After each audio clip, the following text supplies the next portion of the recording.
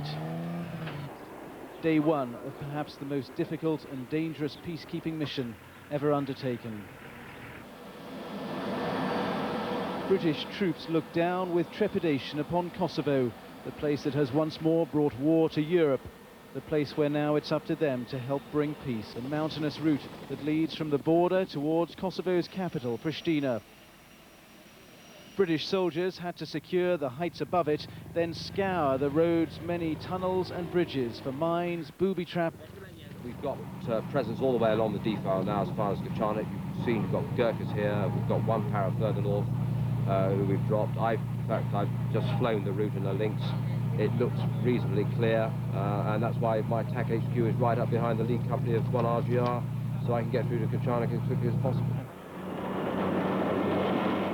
The rumbling convoys of 4th Armoured Brigade then rolled into Kosovo once the... It was the armoured spearhead that gave the weight and momentum for NATO's thrust towards Pristina.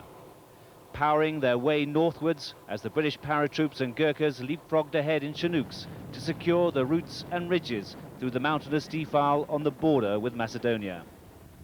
This was the bottleneck that had to be forced to open the way to the Kosovar capital. 30 in the morning precisely, when helicopter-borne troops swept over the waiting armour and into Kosovo. For 10 weeks, refugees had poured down the road from north to south. Now the household cavalry started to move in the opposite direction. A few minutes later, the first of the spearhead force crossed the border into Kosovo. It soon came to a halt. Explosives had been discovered in a tunnel by paratroopers who had gone ahead in the helicopters. By 11:30, the armour had passed through the narrow and potentially dangerous gorge and linked up on the plain beyond with the airborne paratroopers and Gurkhas. But now they were all entering into unknown territory, so far not reconnoitred, and for the first time, in an attempt to get to Pristina airport quickly and link up with a small detachment of paratroopers, the column cut off across country, to the surprise of Serb army soldiers who were still in their positions at several points along the route. Each one had to be negotiated. The Serbs said they'd not been told NATO was coming. I'm in, as I understand, they're committing a force to KFOR under General Jackson, and I'm on behalf of General Jackson, I'm going forward to meet the Russian commander, to get to know him, to establish an early rapport, so we can mesh the Russian forces into this peacekeeping mission, peacemaking mission, in the best way possible. He left behind his armour 5 miles short of the airport, choosing instead to make a more discreet entry, with a Gurkha escort just 12 hours after setting off. Keith Graves, Sky News, with the armoured spearhead column outside Pristina. Can work with the Russians, but his first problem has been in persuading them to relinquish control of Pristina airport, where he's establishing his command post. This morning, the British have part of the southern part. The Russians hold most of the airport, however, and show no sign of giving it up.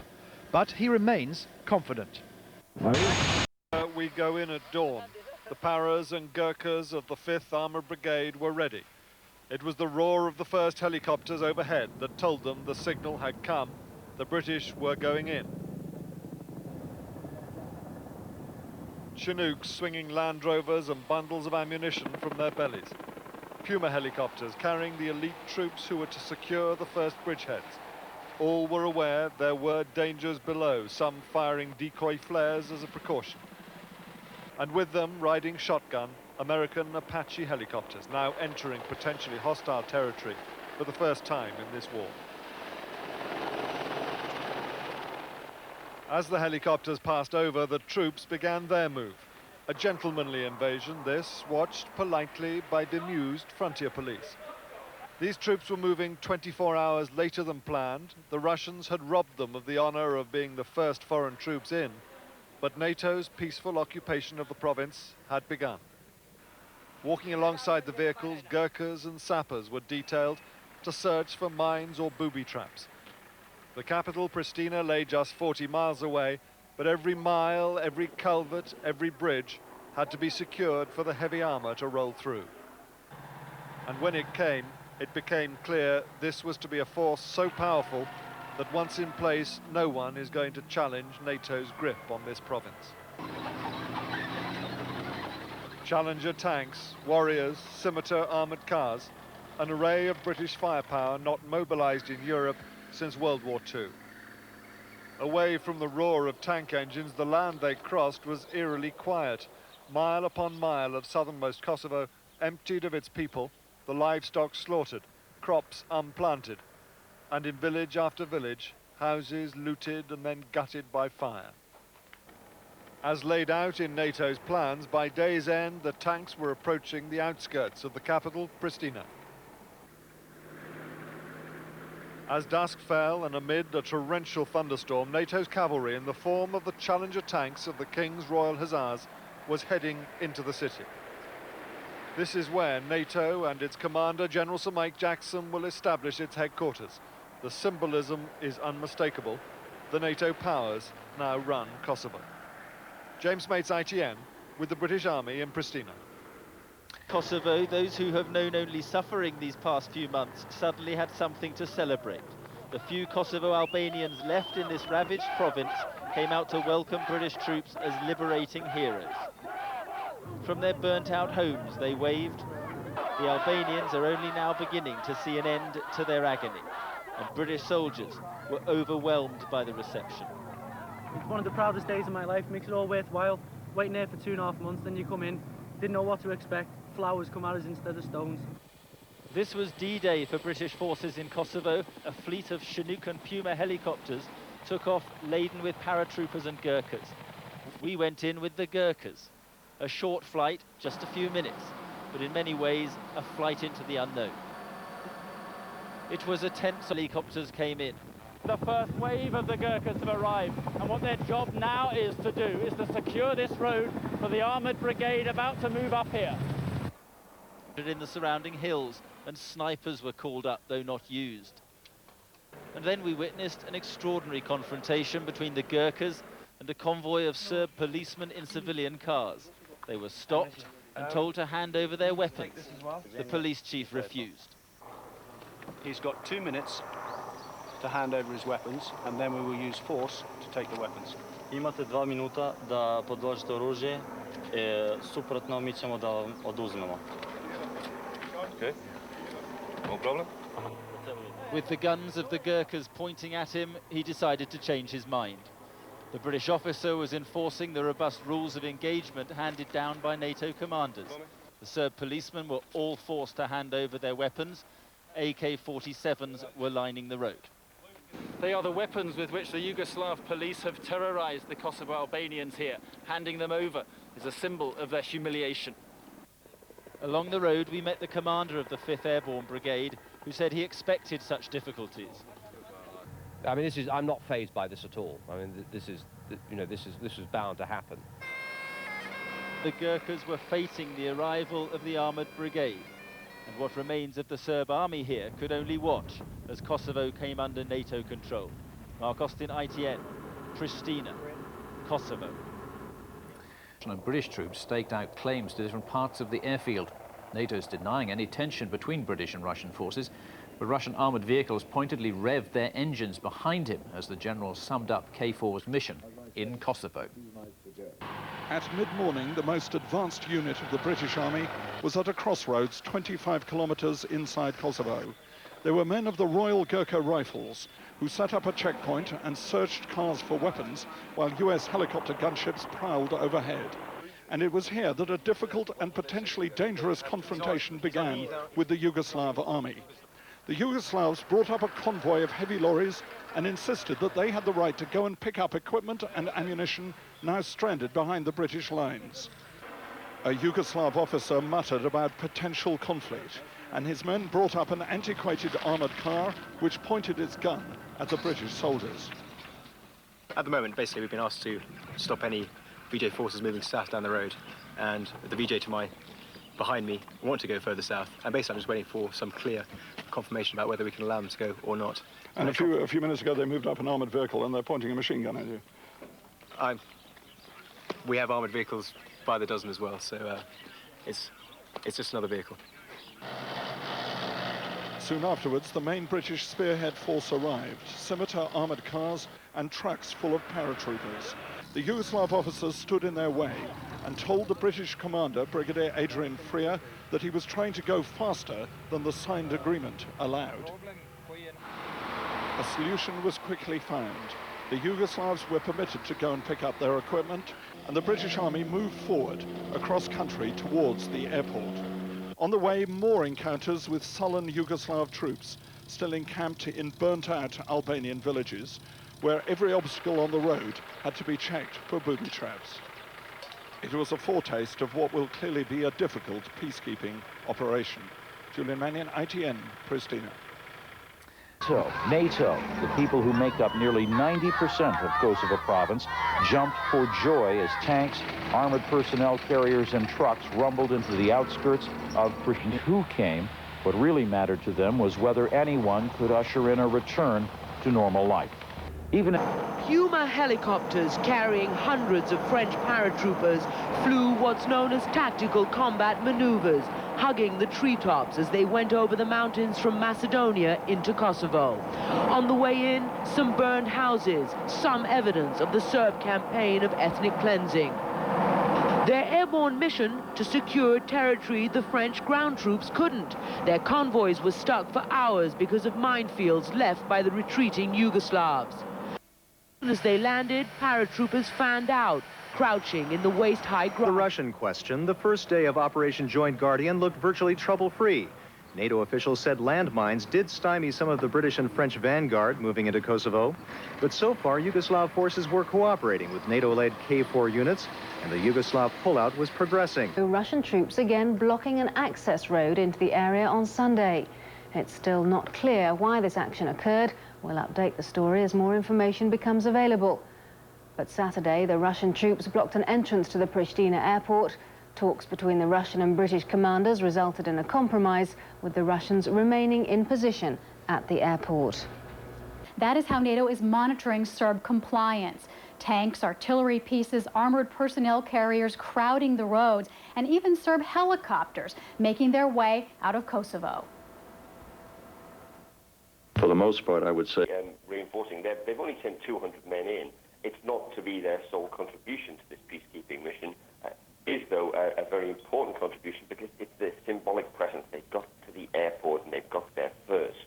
They got into Kosovo first, they went to the site first. And that means that NATO can't just go ahead without them, which is what the Russians feared they were trying to do. Mike, we're just seeing the latest pictures from the area. This is the first time we've seen the British forces and the Russian forces together at the airport.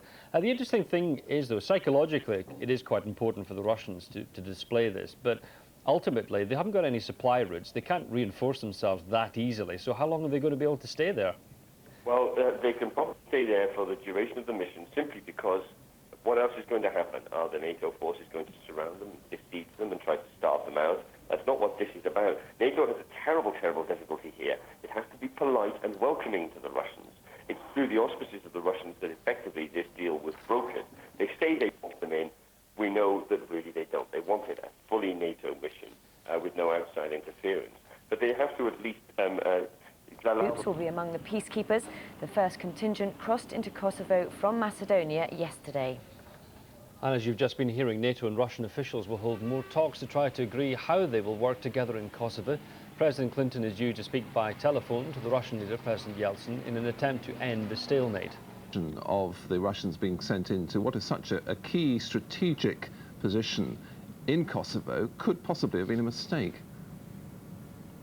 Yes, it's very hard to explain what happened. I don't think anyone, except perhaps a few people in the Kremlin, really know. A lot of people here believe that the defense ministry, the military, the generals decided to have their moment of victory yesterday, send in their troops, win a small PR victory, and then continue the negotiations. The Kremlin has been scrambling to make sense of the situation in the aftermath of it, saying that Boris Yeltsin was, of course, in control of events. There had been some confusion over the timing, but basically the Kremlin's position was clear.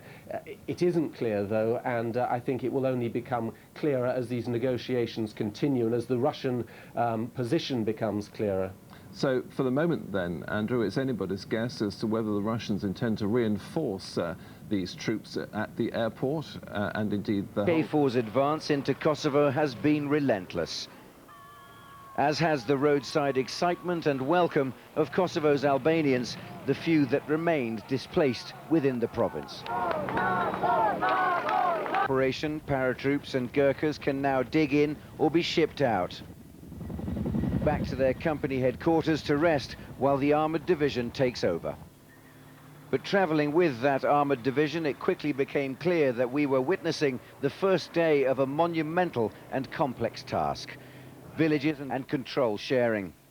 There are many weapons here and fearful conflicting agendas. There is much, perhaps too much, to be done.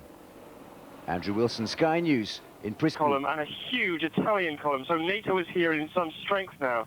And I think the message is very clear that they want to show that they mean business, and this is a robust force and it will do whatever is necessary to complete the mission. And that's pretty apparent when you see this much military activity on the ground. All right, Jeremy, thanks very much indeed for that. Vehicles which we're assuming are the Irish Guards Infantry Regiment destined to come into Pristina.